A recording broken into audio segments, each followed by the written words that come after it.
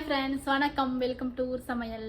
இன்றைக்கி என்ன வீடியோ பார்க்க போகிறீங்கன்னா, இன்றைக்கி காலையில் ஒரு பிரேக்ஃபாஸ்ட் தான் செய்ய போகிறேன். புது விதமான பிரேக்ஃபாஸ்ட்டு பசங்களுக்கெல்லாம் பார்த்தீங்கன்னா ரொம்ப பிடிக்கும், ரொம்ப விரும்பி சாப்பிடுவாங்க. வாங்க நம்ம எப்படி செய்யலாம்னு பார்க்கலாம்.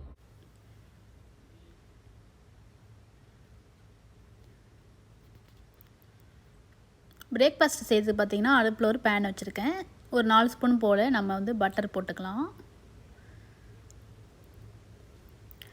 பட்டர் நல்லா மெல்ட் ஆனோன்னு பார்த்தீங்கன்னா, நான் உருளைக்கிழங்கு கட் பண்ணி வச்சுருக்கேன். ஒரு உருளைக்கிழங்கு கொஞ்சம் நைஸாக கட் பண்ணி வச்சுருக்கேன். அது எல்லாத்தையுமே போட்டு நம்ம நல்லா வதக்கி விட்டுக்கலாம். இந்த பிரேக்ஃபாஸ்ட் பார்த்தீங்கன்னா கொஞ்சம் வித்தியாசமாக இருக்கும். டேஸ்ட்டு பார்த்தீங்கன்னா ரொம்ப நல்லாயிருக்கும். பசங்களுக்கு அந்த பீஸா மாதிரியே கட் பண்ணி கொடுக்கும்போது செம்ம ஜாலியாக சாப்பிடுவாங்க.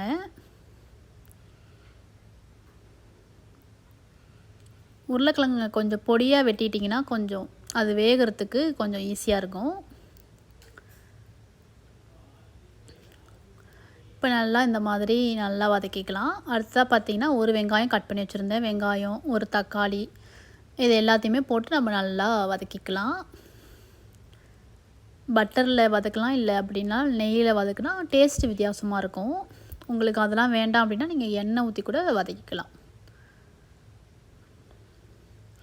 நம்ம இதிலே நல்லா வதக்கி வேக வச்சுக்க போகிறோம். தண்ணிலாம் ஊற்றி வேக வைக்காமல் இதில் வதக்கி வேக வச்சுக்கலாம். சிம்லேயே வச்சு நம்ம கொஞ்சம் நேரமாக வதக்கிட்டு அடுத்ததாக பார்த்திங்கன்னா காரத்துக்கு ஏற்ற மாதிரி மிளகாத்தூள், மஞ்சத்தூள் கொஞ்சமாக போட்டிருக்கேன். அப்புறமா தேவையான அளவு உப்பு போட்டிருக்கேன். உங்களுக்கு வேறு ஏதாவது மசாலா ஐட்டம் பிடிச்சிருந்தா கூட நம்ம போட்டுக்கலாம். டேஸ்ட்டாக தான் இருக்கும். நான் இன்றைக்கி இந்த மசாலா தான் போடுறேன். சிக்கன் மசாலா, மட்டன் மசாலாலாம் போட்டு செஞ்சோன்னா இன்னும் டேஸ்ட் நல்லாயிருக்கும். சரி, நான் அதெல்லாம் கடையில் வாங்கினதே இல்லை. இப்போ இந்த பொடியெல்லாம் வதக்கிட்டு ஒரு 5 நிமிஷம் போல் மூடி வச்சு வேக வச்சுக்கலாம். இப்போ பார்த்திங்கன்னா ஒரு 5 நிமிஷத்துக்கு அப்புறம் நல்லா இந்த உருளைக்கிழங்குலாம் வெந்துருச்சு. இந்த பச்சை வாசலாம் கூட நல்லா போயிடுச்சு.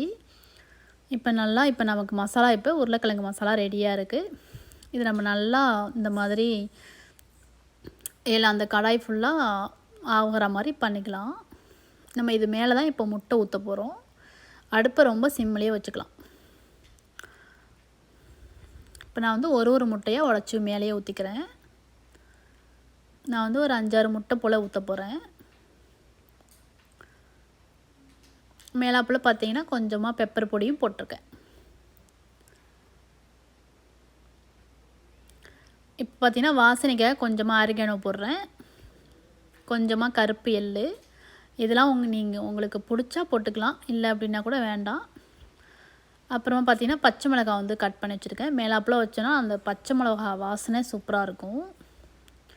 பச்சை மிளகாலாம் வச்சுட்டு அடுத்ததாக கொத்தமல்லி இலை, இது எல்லாமே தூவிட்டு பார்த்திங்கன்னா நல்லா மூடி வச்சுக்க போகிறேன். ஒரு 10 நிமிஷம் நல்லா இந்த மாதிரி ஆவிலே வேக வச்சுக்கணும். வேக வச்சு நம்ம இந்த மாதிரி கட் பண்ணி எடுத்தால் நம்மளோட சூப்பரான பிரேக்ஃபாஸ்ட்டு செம்மையாக ரெடி ஆகிடுச்சு. இதுக்கு பேர்லாம் இன்னும் நான் வைக்கலை. ரொம்ப டேஸ்ட்டாக இருக்கும். நம்ம இதில் சிக்கனில் கூட செய்யலாம். இந்த உருளைக்கிழங்கு பதில் சிக்கன்லேயும் செய்யலாம்.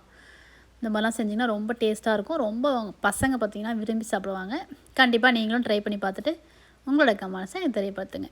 மறக்காமல் இந்த வீடியோ பிடிச்சினா லைக் பண்ணுங்கள், ஷேர் பண்ணுங்கள், சப்ஸ்கிரைப் பண்ணுங்கள். பக்கத்தில் உள்ள பெல் பட்டனையும் கிளிக் பண்ணி வச்சுக்கோங்க. அப்போ தான் நாங்கள் போடுற வீடியோலாம் உங்களுக்கு தொடர்ந்து வரும். நன்றி, வணக்கம்.